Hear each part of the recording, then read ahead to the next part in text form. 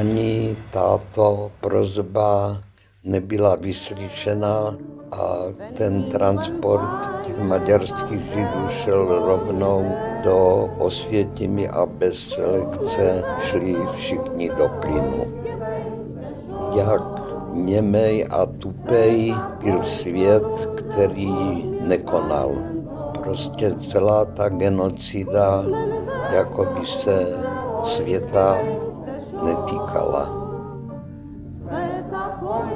Cei trei care au fost, aceștia se pot încadra în rezistență. Ei sunt eroi. Noi suntem niște oameni de atitudine care, oameni, niște puști.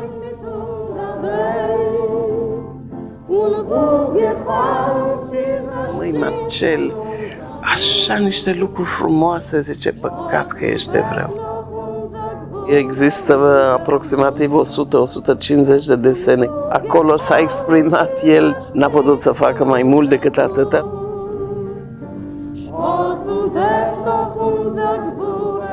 Ešte dokonca povedal, tých Židov by som naďalej. Slovom, vyznal sa ako nenapraviteľný fašista, takže ten náboj z mojej pušky išiel ľahšie. Singurul lucru pe care pot să spun este nevoie în primul rând de solidaritate. Alături de forța mea era nevoie totdeauna și de solidaritatea celor pe care am primit și pe care am simțit în momentele tragice, grele, când nu am putut înfrunta singură greutățile.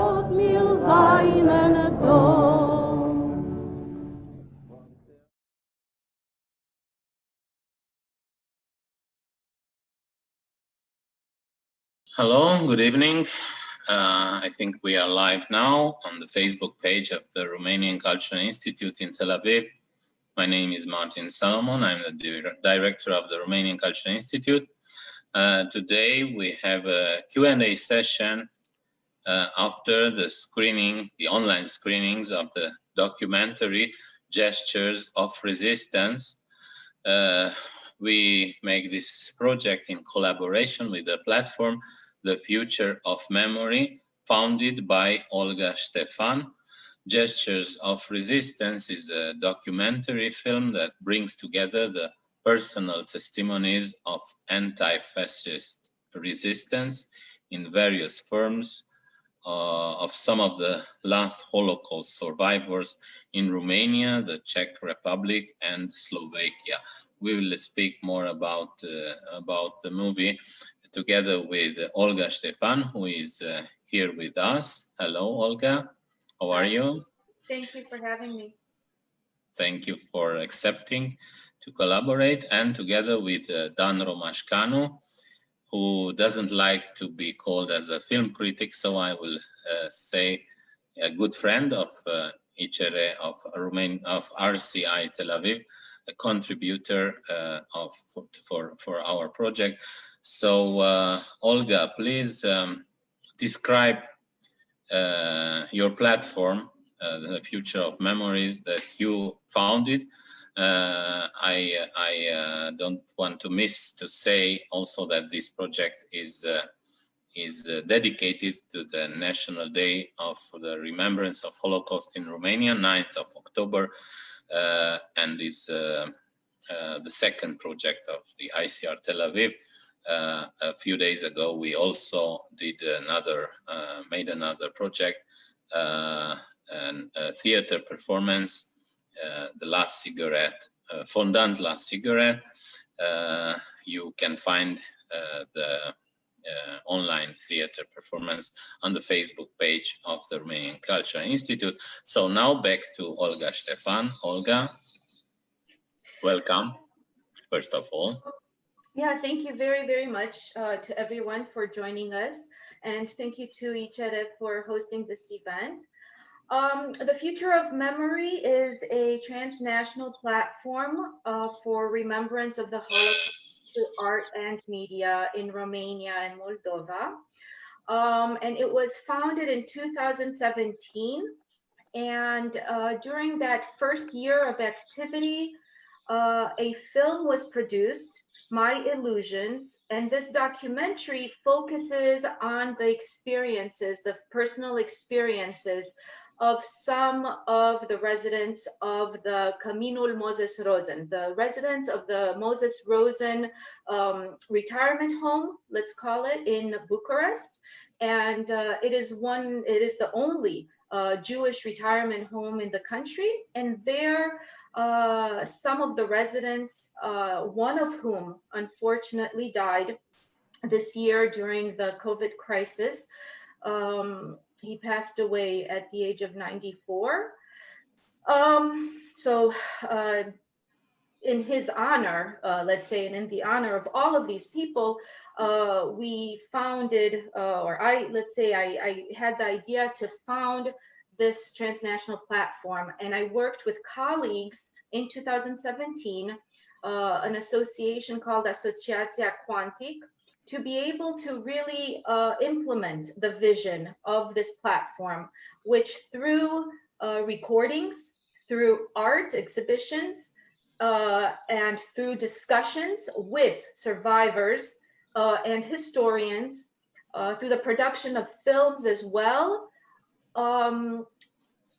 pays homage and tries, of course, to commemorate the events that took place in Romania during the Holocaust, an area that is not necessarily discussed very much by historians of the Holocaust, an area that had a huge amount of Jewish victims and Romani victims. The Transnistrian killing fields saw the murder and destruction of hundreds of thousands of Jews and Romani victims. And it is a chapter of Holocaust history that is very, very little discussed. So having family that was, of course, the victim of these campaigns, these murder campaigns that were committed by the Antonescu regime, I felt that at this point, it's my responsibility as well to the remembrance of this family and the people that did manage to survive, to try to bring to the public attention what actually transpired in this geographic region. So since 2017, when we did indeed have exhibitions in Bucharest, in Oradea, in Cluj, in Iași, and in Chișinău, we had very specific exhibitions that dealt with the history of those cities and those regions, of art, of personal testimonies that had not necessarily been translated before in Romanian, personal accounts and autobiographies of survivors who told about their experiences. And unfortunately, these accounts never reached the Romanian public due to lack of translation. So these exhibitions offered the public a first glance at these personal testimonies that were made through books, through exhibitions, through actual discussions, public discussions with survivors in certain cases, and so on.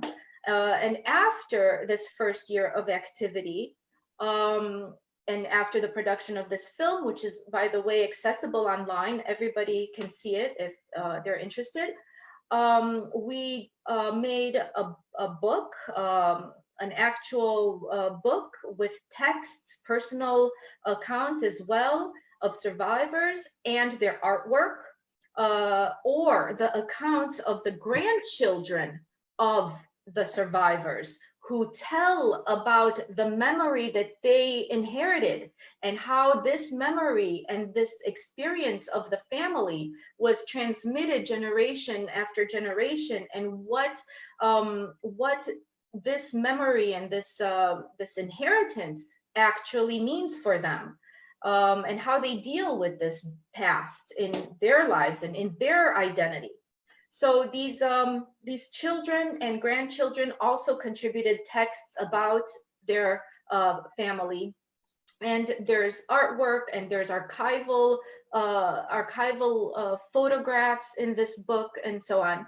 And in conjunction with this particular publication, we also had live events, discussions, and also educational activities for high school students.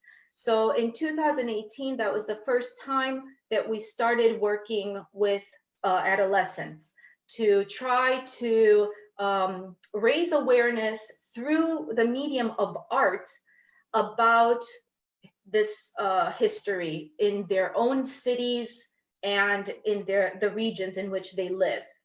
And we continued this activity, this educational activity, in 2019 when with another association, we applied, Association UMAED, we applied to receive a grant from the European Union. And with this grant, which was the smallest grant possible that they had available, they gave us this very minimal grant to be able to produce this documentary, which is called Gestures of Resistance, and that you have just seen. And in conjunction with this documentary, to create these educational workshops in a few cities of Romania, particularly Sighet, Mediaș, and Bucharest. So in these three cities, we worked with local high schools and brought very targeted and very focused art workshops that dealt with the memory of those towns. How to remember traumatic events in an artistic language. So not only teaching them historical facts, but creating the platform and the area for them to really connect to the stories, the personal tragedies that have occurred in those regions. And so this particular project is in the frame of the Future of Memory that was awarded a grant by the European Union to finish all of these projects. And a lot of this activity is available online and can be accessed by the public. Yeah, and this was the case with this documentary film as well. We could access it through Vimeo and on the site of the platform for 2 days. So our friends and whoever is interested in the events organized by the Romanian Cultural Institute could see it, and I hope a few of our friends did see the movie, and they can put questions on the Facebook page of the ICR. So please don't hesitate to type your questions, and we will answer. Olga Ștefan will answer, of course, in real time. One more specification. I want to say that in Bucharest is not the only elderly home. There's another one in Arad as well, still working, as I know, of the Jewish community in Romania. Regarding the film, so Dan Romașcanu is together with us, and he watched the movie much before it was available online. So I saw it only in the last 2 days. I will have some questions as well, but I will give the floor to Dan Romașcanu to put some very professional questions, I'm sure. Thanks. So yeah, indeed, I have seen the movie about half a year ago. Mm-hmm. It was around, I believe it was around the Holocaust Day in Israel, Yom HaShoah. We are now a couple of days after the Holocaust Remembrance Day that is celebrated in Romania. I usually am not a big fan of festive days, and the reason is that I believe that the Holocaust and such tragic and traumatic events should actually be with us, and we should remember the lessons of history every day of our life, and put them in work to make us good people, and to make the society around us better.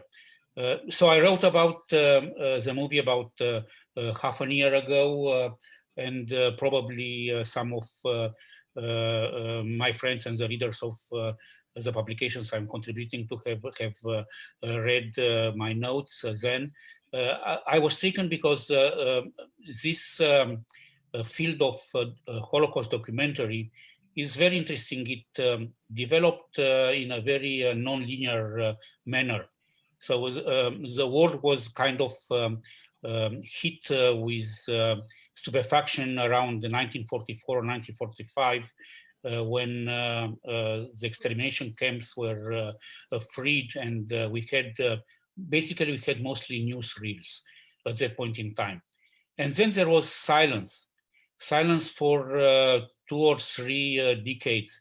And that silence actually, those of us who are whose parents or grandparents were in the Holocaust, actually most of us met this silence in our families, because people who went through the Holocaust had a very hard time. They rebuilt their lives. They tried to forget maybe some of them. They tried to overcome the traumas.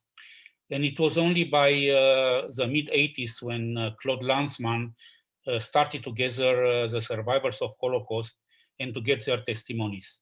And Steven Spielberg continues that work. The Spielberg archive has actually a treasure of testimonies from the Holocaust survivors. We are now in the phase when we are collecting the life testimonies of the last of the survivors. And I believe that Olga's movie and the movies that you have watched is part of this last testimonies wave, because it's probably for a few more years that we'll have survivors of the Holocaust among us. And that's very important from a documentary point of view. It's very important also because it provides, so the film covers the Holocaust aspects from Slovakia, from the Czech Republic, from the north of Transylvania, and from Romania, the people who resisted and suffered during the Holocaust in Romania. And there are complementary views which those who follow the Holocaust learn a lot of issues. So from the perspective of the Israeli viewers, for example, there is a mention of Kastner, a very public figure in Israel, but the story of the Verba Wessler report and the way it was ignored by Kastner, who was busy with saving the Jews of Budapest at that point in time, with controversies around that we know in Israel. So it's a very kind of complementary information. There is complementary information about Marcel Iancu in this movie. We know in Israel Marcel Iancu is a big painter, the New Horizons school painter, the person who founded the Einhod artists village. We know very little what a big figure he was in Romania as an architect, as an artist of the avant-garde. And then there is very little information. Some has been published by Vlad Solomon and some testimonies by Marcel Iancu's daughter, but there is very little information about his departure from Romania after the pogrom in Bucharest in November 1940. So this complementary information, I call it the missing chapters, using the title of a book that was recently published, also filling some missing chapters of the history of Romanian Jews during the 1930s and 1940s. these missing chapters are starting to be filled in. So my first question for Olga would be actually, how did she get to the survivors, and what were their attitude and the way she worked with them and she collaborated with them? Okay, this is a very big, it really gets to the belly of the whole beast, in fact, and how this project developed in time.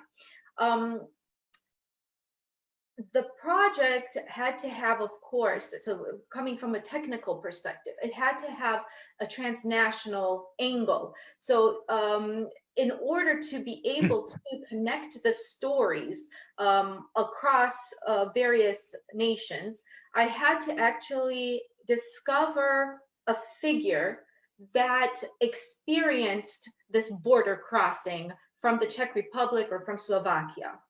Because our project was indeed cross-national, and it included Czech partners and Slovak partners. We worked together with two institutions in the Czech Republic and in Slovakia. And I researched quite a bit to find an individual whose story spans these different nations. And this is why we start with Erika Bezdikova.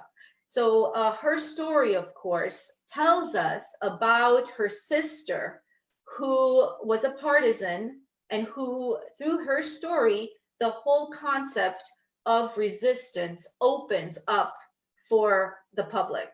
So through her recounting of her sister's experience, we enter this particular chapter, this particular hidden chapter, let's say, or as you call it, the missing chapter of the Slovak rebellion. And her sister, Jolana, ended up, through Terezin, ended up surviving and meeting, as the documentary clarifies, meeting Hungarian Romanian, who was also in the Terezin camp. And after the war, they make their way to Cluj. And Erika, as well, after the war, makes her way across Europe by foot to reach her sister in Cluj. So the way that we got to these individuals was through our partners. Our Czech partners were invited to record the testimonies of those particular individuals, as were the Slovak partners. So they actually did the recording for the film according to a set of questions that I sent, because we were very focused on trying to create the narrative of the film.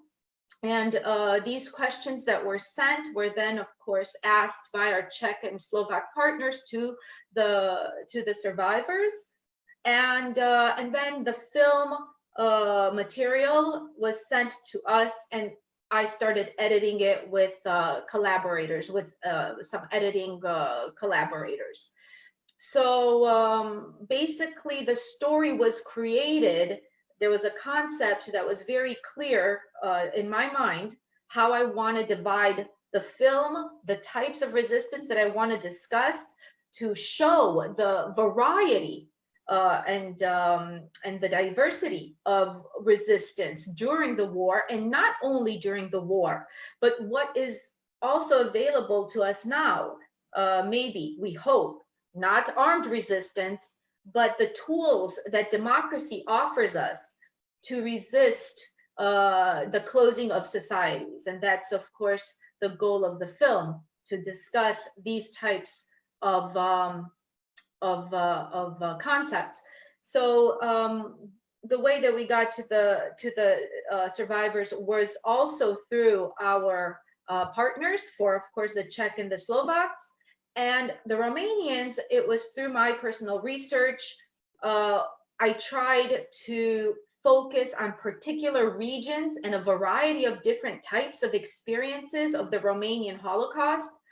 And as you saw, and as our public saw, we tried to discuss, of course, the type of persecution that Jews suffered in the Old Kingdom, and of course also in Transnistria, because these types of persecution were quite different.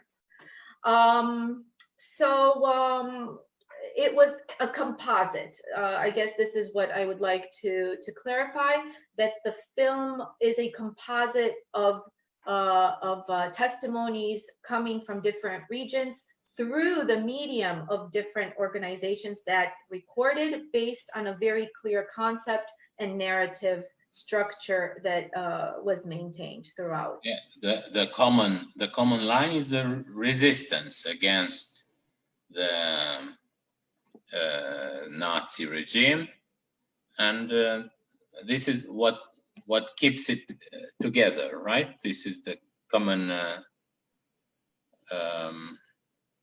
thread, characteristic of those survivors, that they have stories about resistance, and this is the main, how to say, the main question about Holocaust. How could 6 million Jews people just go to death without resistance? This is one of the big questions, but the answer is there was resistance.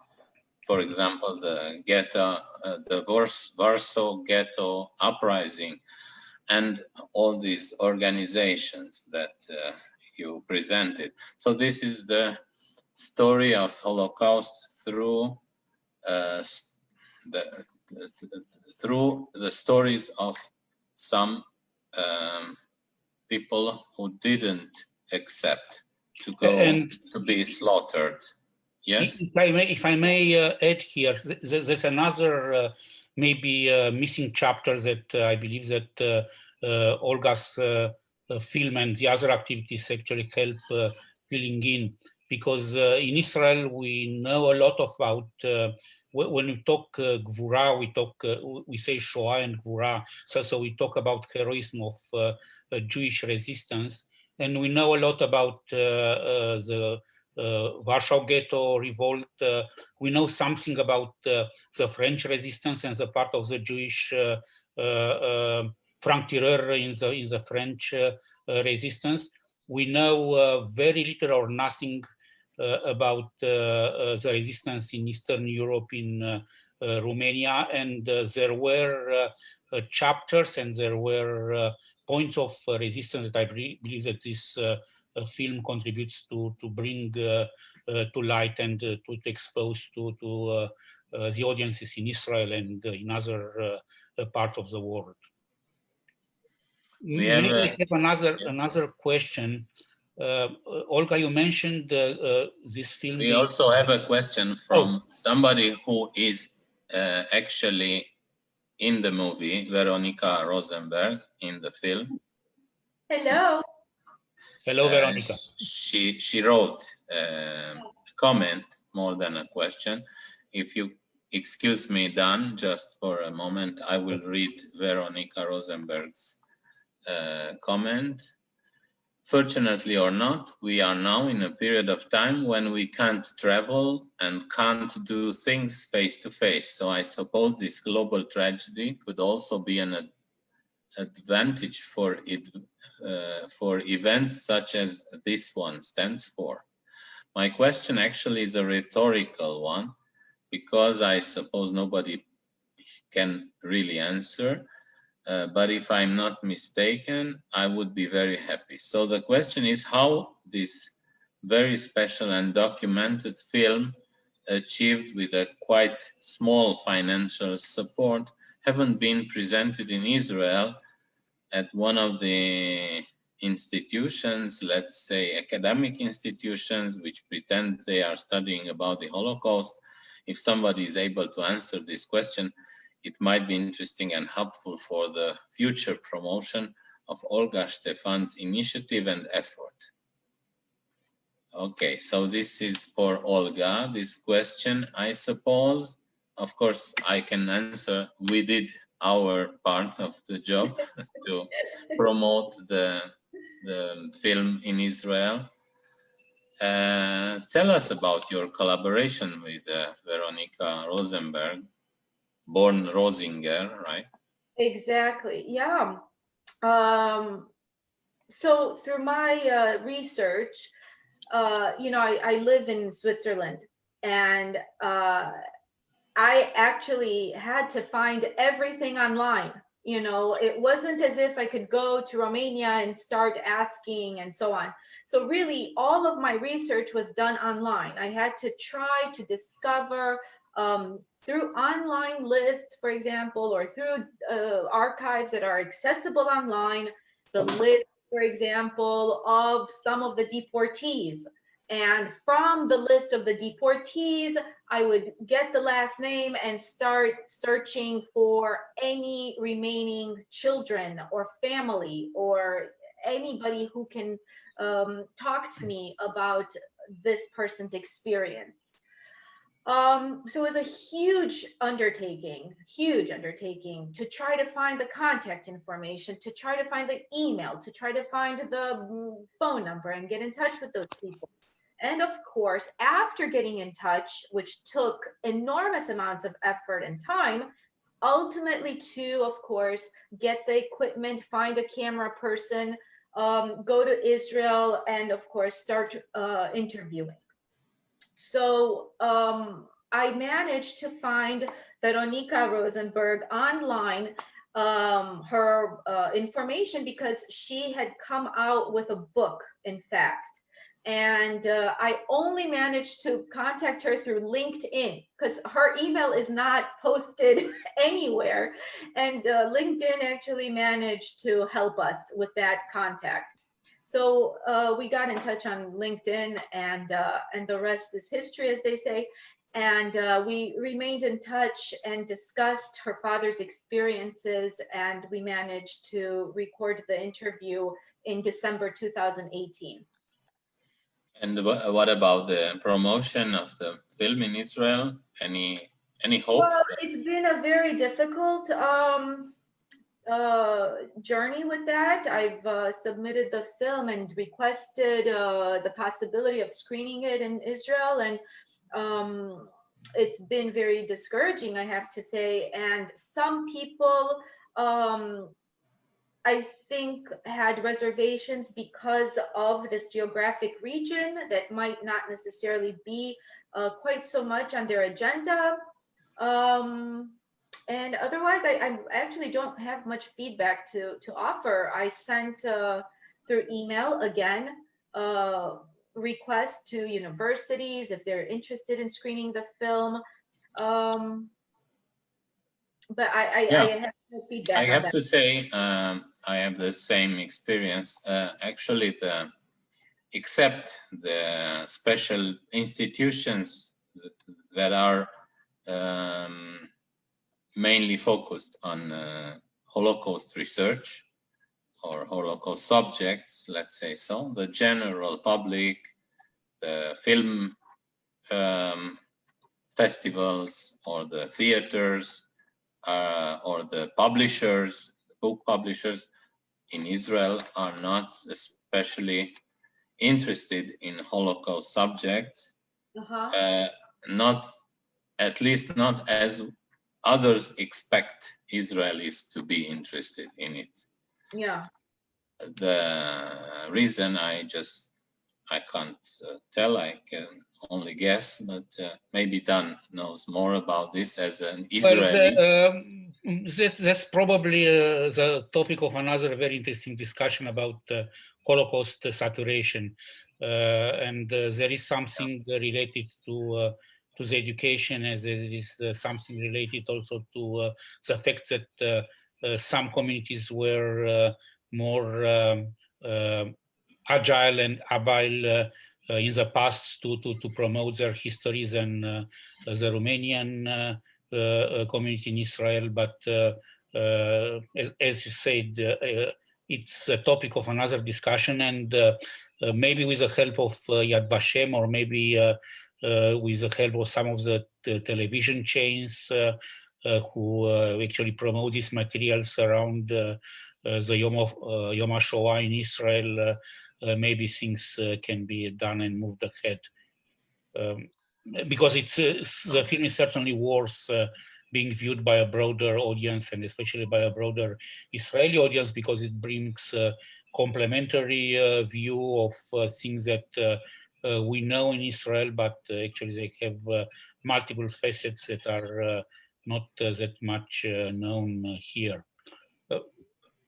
Olga, you talked about the younger generation and presenting the film in high schools, and I believe that to a certain extent the film tries also to provide a message of early resistance, mass resistance is better than later, and actually may avoid, maybe heroism is not that much needed later if we act earlier. And I would be interested what was the reaction of the younger generation people who were exposed to the film? What were their feedback, questions? I have a 25-minute version of this film, which was indeed shown in high schools in Mediaș. Mediaș is a small town in Romania, for our public that's not acquainted. And the town has a very multicultural population. The film, as a short version, was indeed very well appreciated, the 25-minute version. And I think that kids, it's very difficult for them, I think, at the age of 15, 16, even 17, to understand the profound dimension of what actually transpired without actual education to support them. So this film came out of, let's say, a lacuna. There was absolutely no context. They didn't learn in history classes about the Holocaust in Romania. So our project with these art workshops and the film was really one of the first interactions that they had with the topic. In history class, the Holocaust is mentioned maybe as a phenomenon that happened in Western Europe with Auschwitz as the gas chambers. But the Holocaust as a phenomenon that took place also in Romania, and their own region having been so profoundly affected by these policies, is something that they do not know. They're not confronted with in schools. They're not told about it, and they're not familiar at all. So this documentary and this project kind of came out of thin air to some extent. So our challenge was to try to beyond the statistics and the historical facts, to try to make them enter in this space of absolute trauma and desperation that basically their grandparents' neighbors experienced.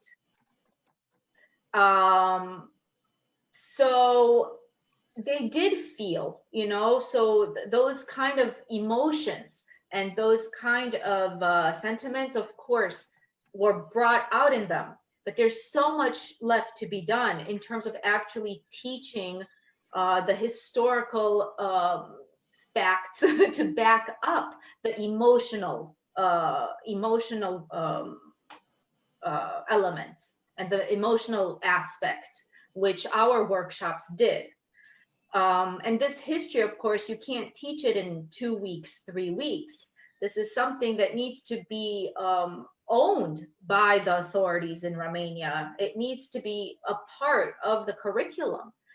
And this is something that we're still working on, trying to create a curriculum that deals with those histories that are so local that somehow they start understanding that their whole geographic space is literally full of this history. You know, if you start digging on the surface just a little bit, you start realizing how deep this history actually is.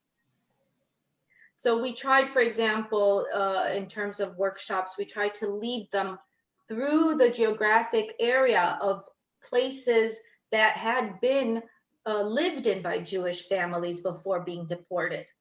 And to tell those stories of those particular families. And this type of sensorial experience, I think is very effective. Yes, thank you for these interesting explanations. I think I also wanted to ask how did you find the Czech and Slovak counterparts, and how is this collaboration working with those organizations from Prague and from Bratislava, right?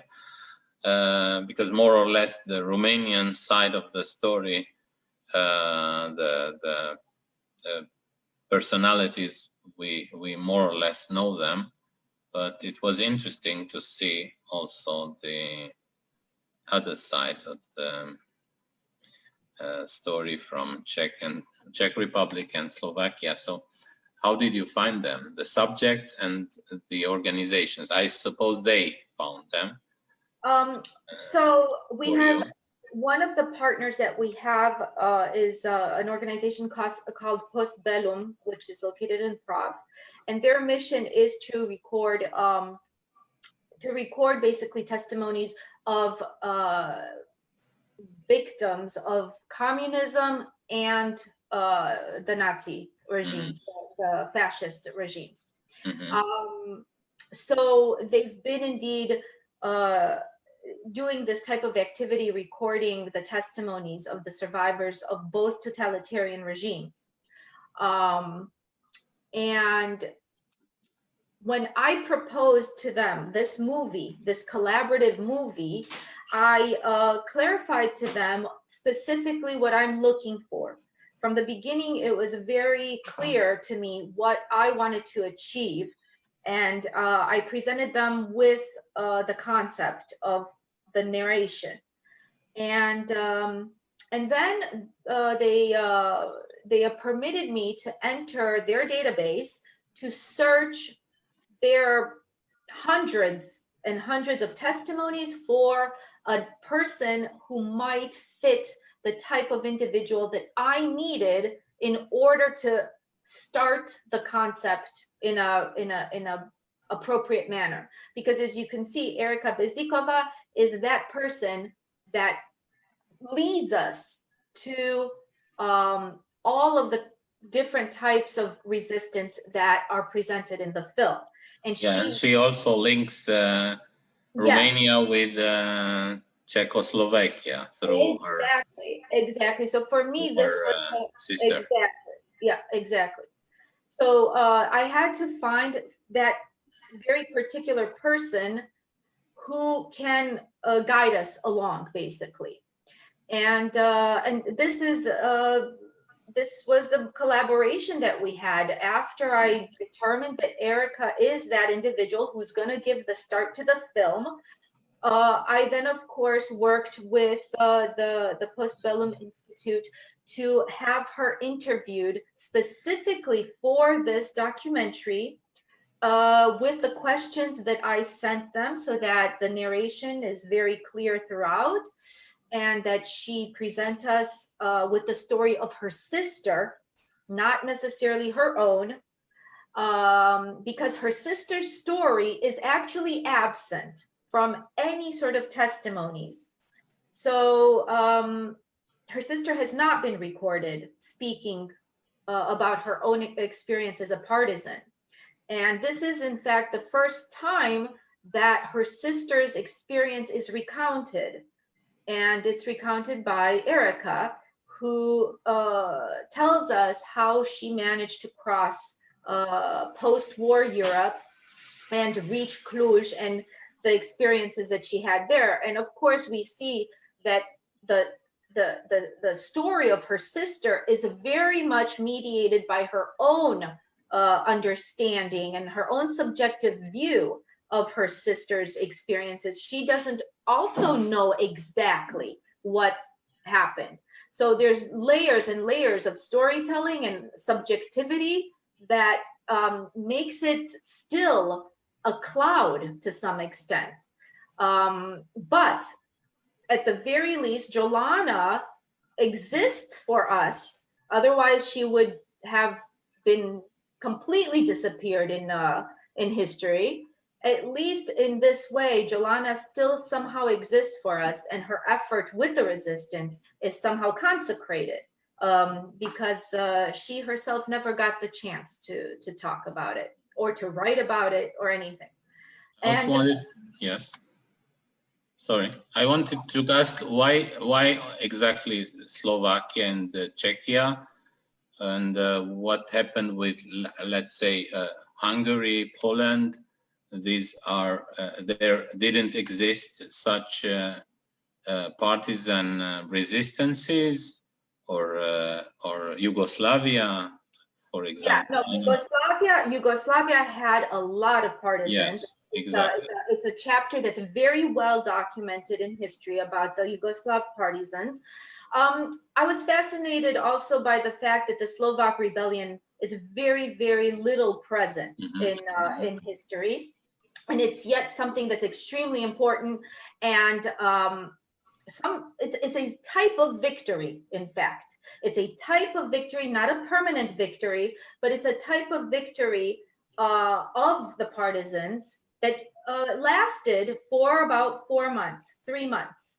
So the Slovakian rebels and the partisans managed to liberate Slovakia for a period of about 3 months. And it's very little discussed. So for me, that was very fascinating. And also, I want to say that another chapter, and this is something that's on my mind now, and it has been on my mind for a while, but I didn't get to explore it very much at the time. Romanian soldiers liberated Czechoslovakia, in fact.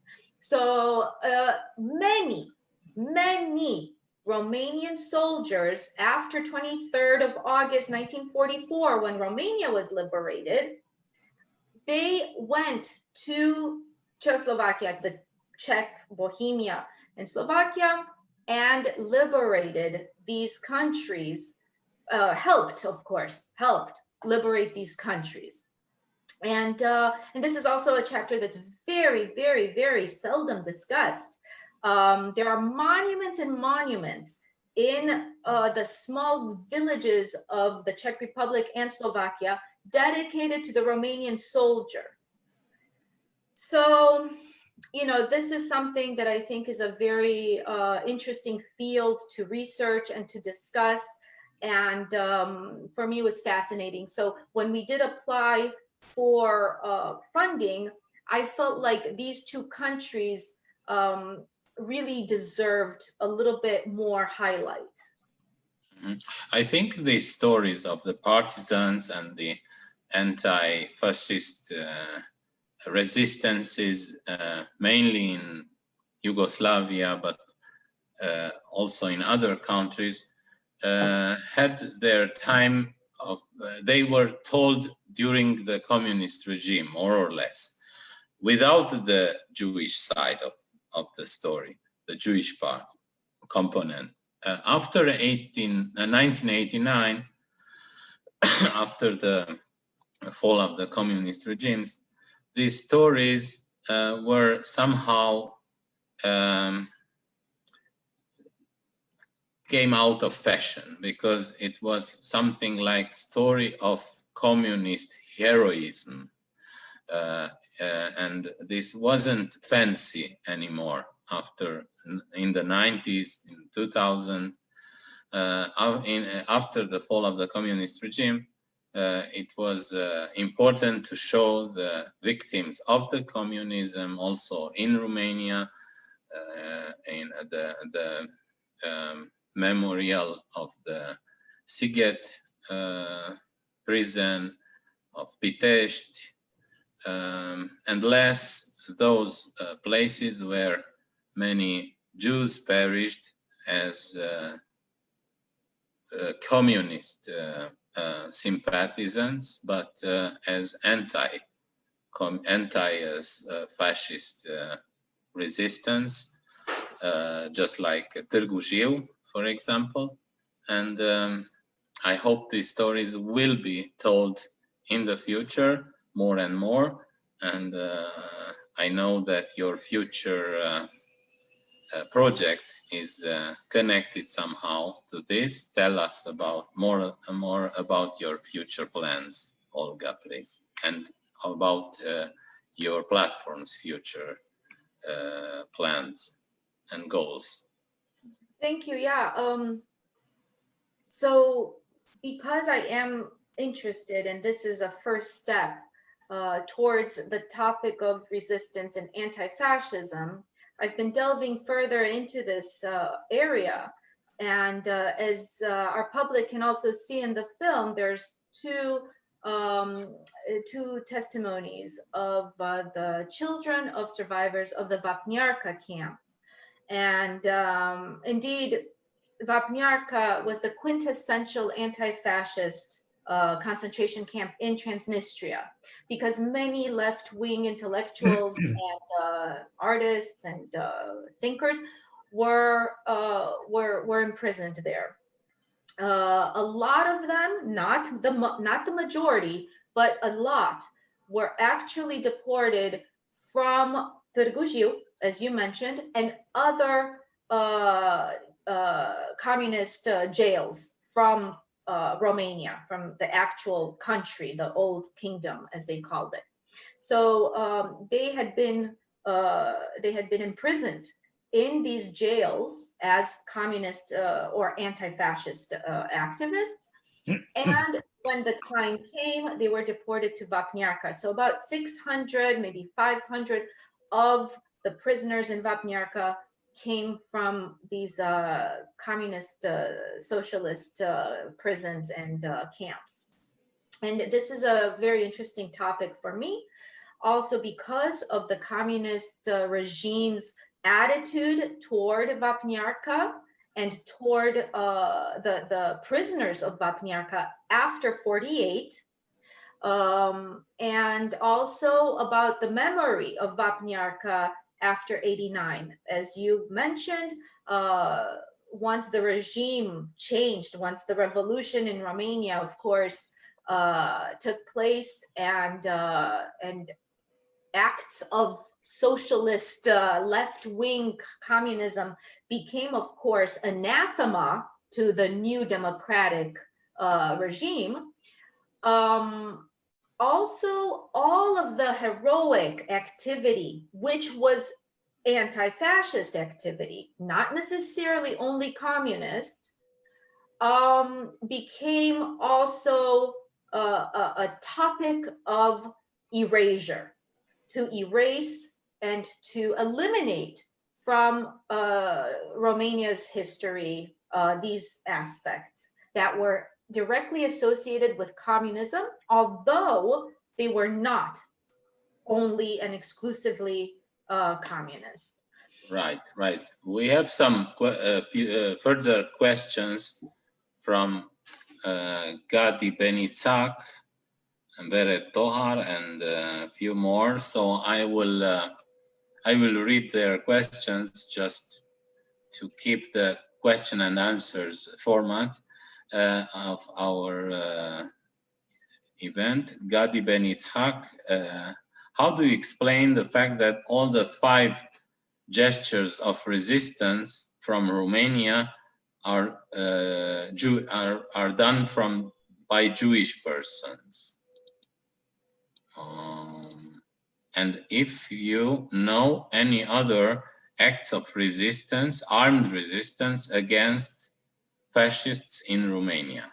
This is Gadi Benițac's question. I translated it from Romanian. I hope it was clear. I can read it in Romanian as well. Maybe it helps more. Cum explicați faptul că toate cele 5 gesturi de rezistență din România sunt ale unor evrei? Și poate cunoașteți acte de rezistență armată contra fasciștilor în România.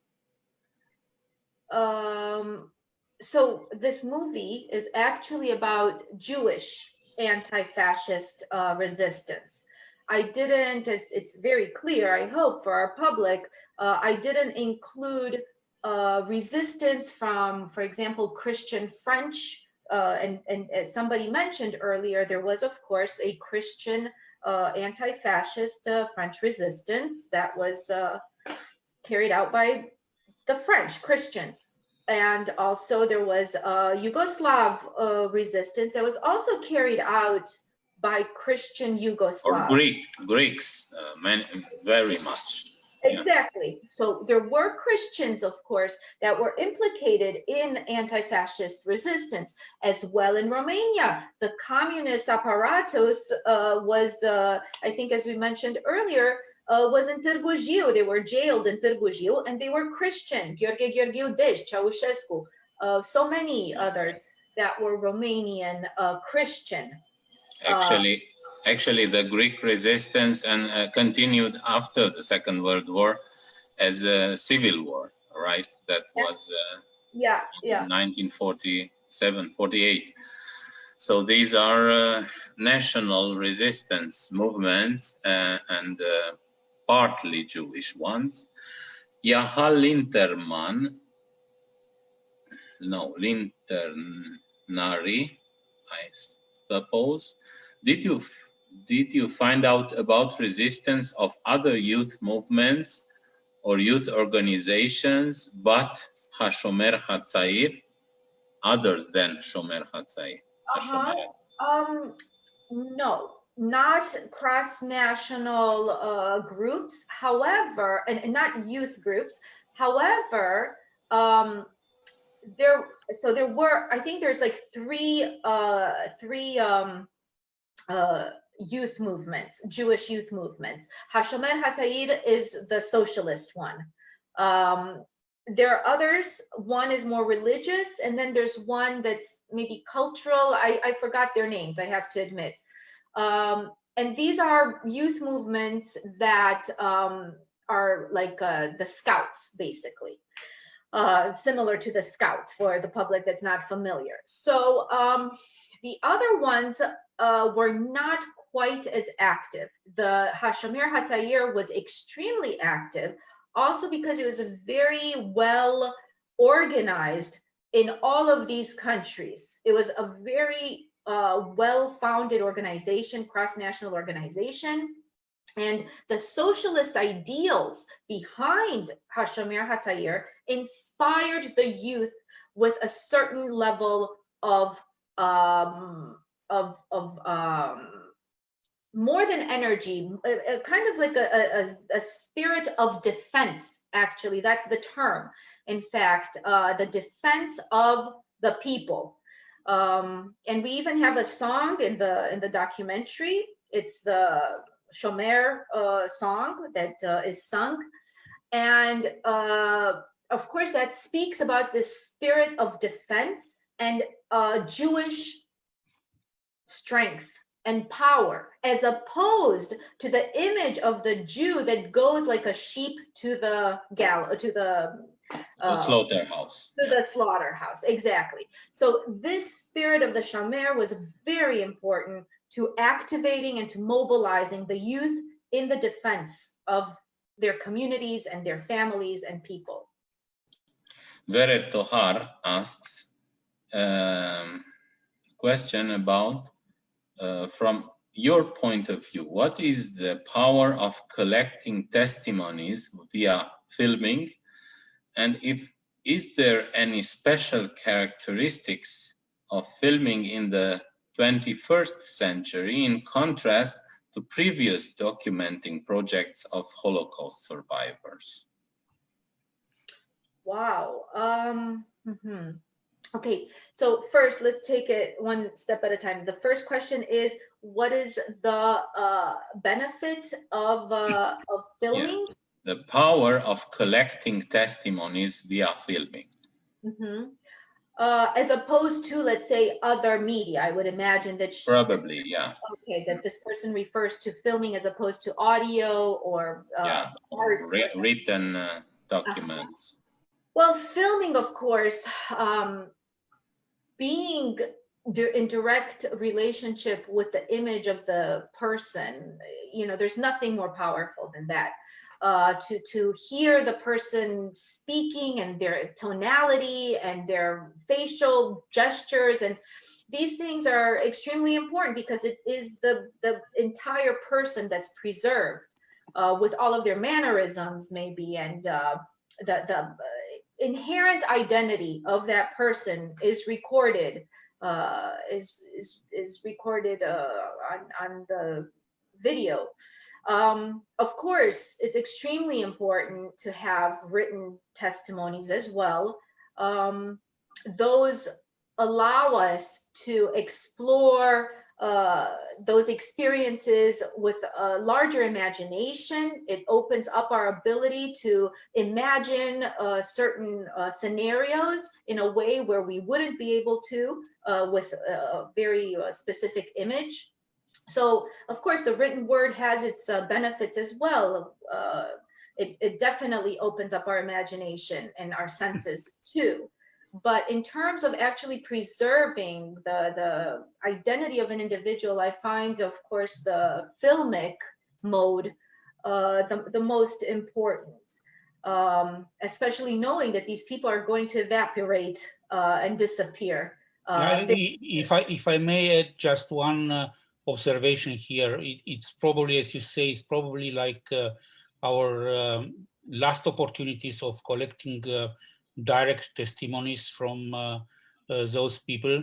If you are seeing how the Holocaust documentary is evolving in the future, the International Film Festival of Haifa took place last week, and one of the most interesting movies I've seen there is a movie called Winter Journey. And Winter Journey is a kind of a docudrama, which actually tries to reproduce a life testimony, but it's made by a second generation American guy whose parents were in Germany during the Holocaust, and they escaped at the last moment from Nazi Germany in 1941. And the place of it's done in the style of testimony, but actually his father's role is acted by Bruno Ganz, the great German actor. It was his last role on screen. Winter Journey is the name. So we're going to see more and more of this, and unfortunately, the direct testimony documentary of the Holocaust will fade out for natural reasons. And another, if I may add another element to what Dan just said, I think that the Holocaust Museum in America, if I'm not mistaken, started a program of recording, what are they called? Holograms of survivors.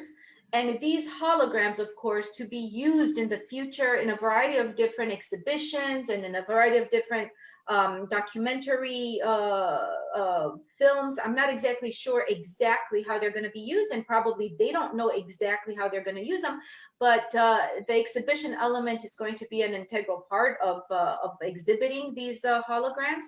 So to some extent, the identity of that person is maintained for future generations somehow.